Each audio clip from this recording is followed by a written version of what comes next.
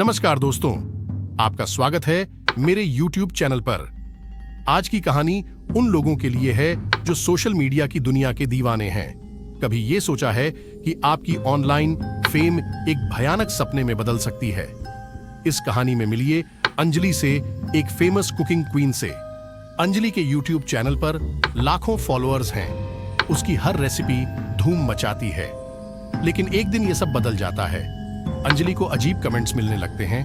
उसके वीडियो में खौफनाक चीजें नजर आने लगती हैं। क्या ये कोई ऑनलाइन शरारत है या फिर कोई अदृश्य शक्ति अंजलि को डराने की कोशिश कर रही है? क्या अंजलि इस ऑनलाइन आतंक से बच पाएगी? ये जानने के लिए पूरी वीडियो जरूर देखें। वीडियो के अंत में कमेंट करके बताइएगा कि आपको ये कहानी कैसी लगी और आपका क्या ख्याल है अंजलि के साथ हो क्या रहा था। तो देर किस बात की, कहानी शुरू करते हैं। अंजलि, सोशल मीडिया की इन्फ्लुएंसर, इन दिनों रातों को ठीक से सो नहीं पा रही थी। उसकी नींद का चोर उसका वही चमचमाता हुआ फोन था जिसने उसे स्टार बना दिया था। कुछ ही समय पहले तक अंजलि के कुकिंग क्वीन चैनल पर हर तरफ धूम थी। स्वादिष्ट रेसिपीज, लाजवाब प्रेजेंटेशन और कैमरे के सामने अंजलि की हंसी, ये सब मिलकर दर्शकों को बांधे रखते थे। लेकिन कुछ हफ्तों से चीजें बदल गई थीं। पहले कमेंट्स में सिर्फ तारीफों की बौछार होती थी।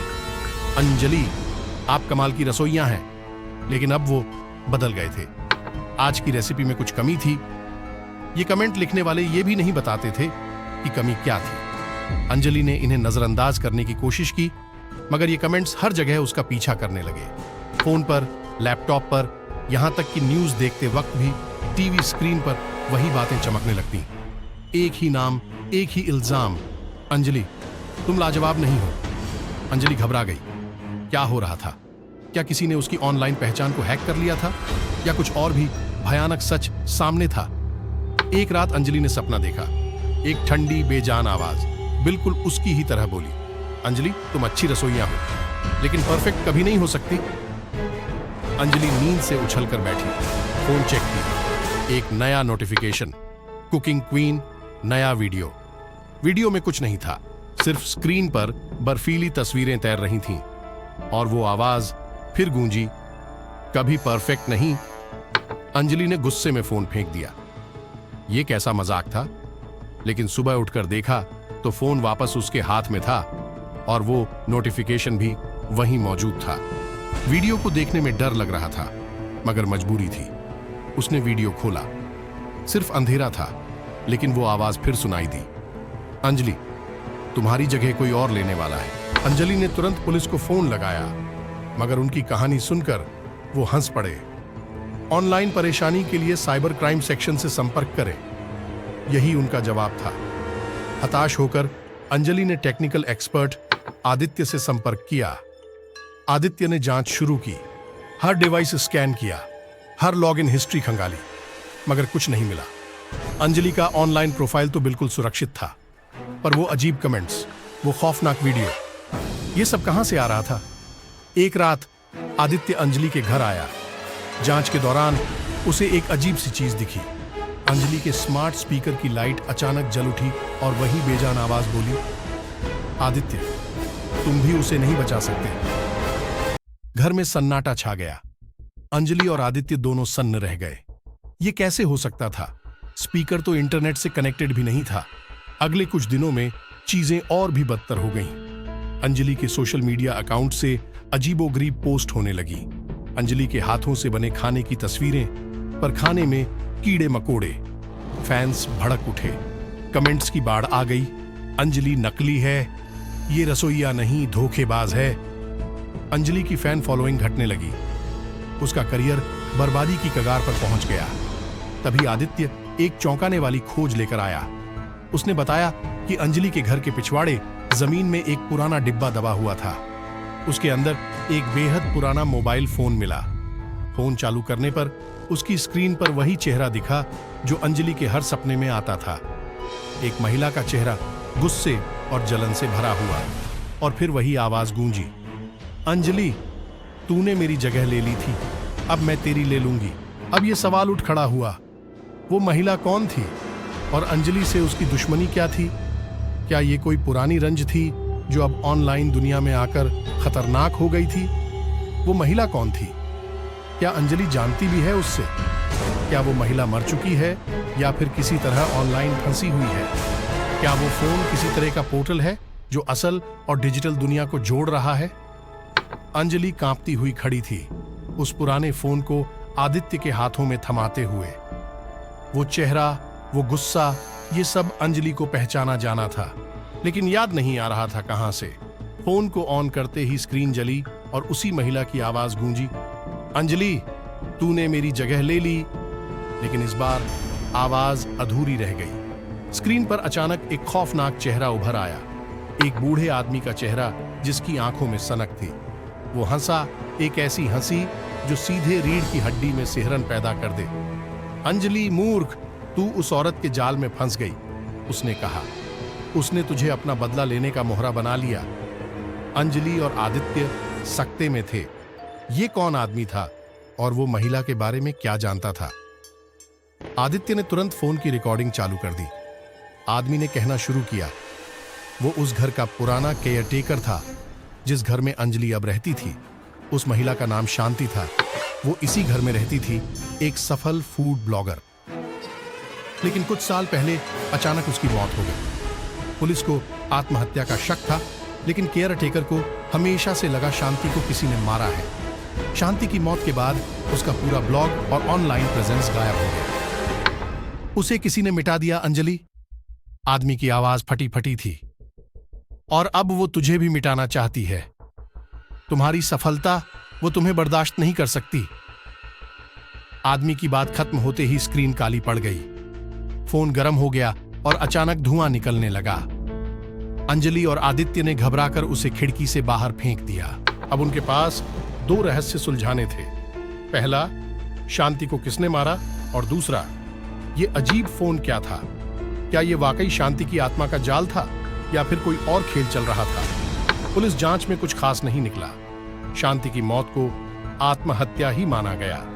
हताश होकर अंजलि ने पुराने पड़ोसियों से बात की। उन्हें याद आया शांति का एक जुनूनी फैन अविनाश शांति का हर नुस्खा कॉपी करता था। यहां तक कि उसने अपना खुद का फूड ब्लॉग भी शुरू किया था, लेकिन सफलता नहीं मिली। शांति की मौत के बाद वो गायब हो गया। क्या अविनाश ही वो शख्स था जिसने शांति को मारा और अब अंजलि को डरा रहा था? आदित्य ने अविनाश को ढूंढने की ठानी। कुछ दिनों बाद उन्हें एक सूचना मिली। अविनाश एक वेबसाइट चलाता था जो डार्क वेब पर मौजूद था। उस वेबसाइट पर अविनाश ने कबूल किया था कि उसने शांति को मारा है, मगर उसने ये भी लिखा था कि वो अब मर चुका है। अगर अविनाश मर चुका है तो फिर ये सब कौन कर रहा है? क्या वाकई शांति की आत्मा ऑनलाइन फंसी हुई है और बदला ले रही है, या फिर कोई और तीसरा शख्स इस पूरे खेल में शामिल है? जवाब अविनाश के वेबसाइट पर ही छिपा था। आदित्य ने गहराई से जांच की तो उसे एक एन्क्रिप्टेड फाइल मिली। उसे क्रैक करने में कुछ वक्त लगा, लेकिन आखिरकार सच सामने आ गया। फाइल में एक वीडियो था, घर के किचन का, जिस दिन शांति की मौत हुई थी। वीडियो में अविनाश घबराया हुआ खड़ा था, उसके हाथ में चाकू था। शांति जमीन पर पड़ी थी, बेजान। लेकिन चौंकाने वाली बात यह थी कि कमरे का एक कोना धुंधला था। उसी धुंधले कोने में हलचल दिखी। एक पल के लिए एक छोटी बच्ची का चेहरा साफ हुआ, वही चेहरा जो अंजलि को हर सपने में आता था। अविनाश ने उस बच्ची को धमकाया, तूने ही सब गड़बड़ कर दी। अब मम्मी चली गई, अब सब साफ हो चुका था। शांति की बेटी आशा। अविनाश उसका फैन था, लेकिन शांति को कभी उसका जुनून पसंद नहीं आया।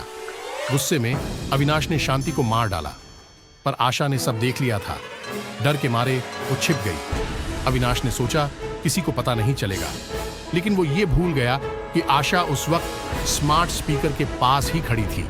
अविनाश के गुस्से और चीखों को स्पीकर ने रिकॉर्ड कर लिया। उसी रात डर से सहमी आशा घर से भाग गई। वो इतनी छोटी थी कि कोई उसे ढूंढ नहीं पाया। आशा गुमशुदा घूमती रही। भूख लगने पर वो किसी रेस्टोरेंट में चली जाती। वहां बचे हुए खाने को देखकर वो स्पीकर के जरिए वो रेसिपी बताती। रेस्टोरेंट के कर्मचारी उसे अजीब बच्ची समझते। कुछ देर में वो गायब हो जाती थी। धीरे धीरे लोगों को यही रेसिपीज ऑनलाइन मिलने लगी, किसी अज्ञात फूड ब्लॉगर के नाम से। यही वो रेसिपीज थीं जो शांति बनाती थी। अविनाश ने जब ये देखा तो वो गुस्से से तिलमिला उठा। उसने शांति की सारी ऑनलाइन प्रेजेंस मिटा दी, लेकिन स्पीकर में रिकॉर्डेड आवाज और वो एक वीडियो बच गया। अविनाश ने वो पुराना फोन ढूंढा और उसमें वो वीडियो डाल दिया। उसकी मौत का नाटक रचाकर उसने उम्मीद की शांति का नाम भी मिट जाएगा, लेकिन अंजलि के आने से सब गड़बड़ हो गया।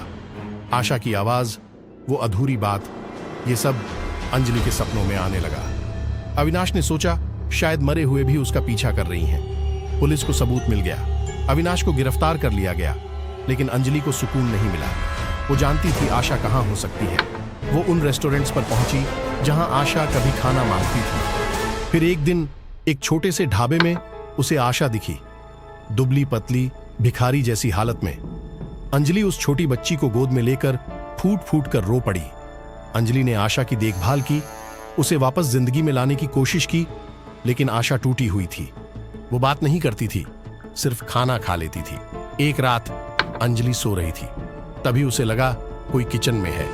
धीमी आंच पर कुछ पक रहा है। खुशबू इतनी लाजवाब थी कि अंजलि उठकर किचन में चली गई। वहां आशा खड़ी थी, उसके हाथ में एक चम्मच था। वो एक बर्तन में कुछ चला रही थी। अंजलि की सांसें थम गईं।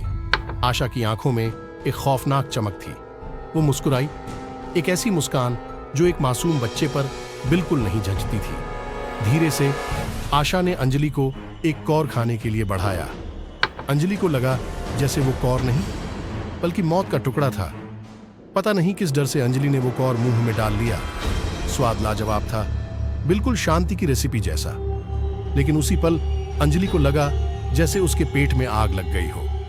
चीखते हुए वो जमीन पर गिर गई। आशा वहीं खड़ी रही, वो खौफनाक मुस्कान उसके चेहरे पर जमी हुई। कुछ ही देर में अंजलि बेजान हो चुकी थी।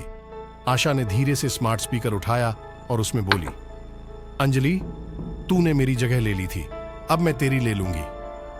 कहानी यहीं खत्म हो जाती है, लेकिन खौफ अभी बाकी है।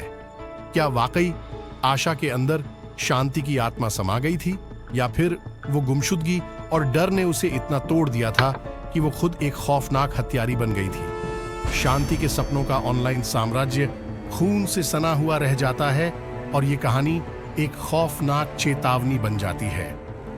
कभी कभी ऑनलाइन सफलता की चाहत हमें असल दुनिया के रिश्तों और इंसानियत से दूर ले जा सकती है, जिसका नतीजा बेहद भयानक हो सकता है।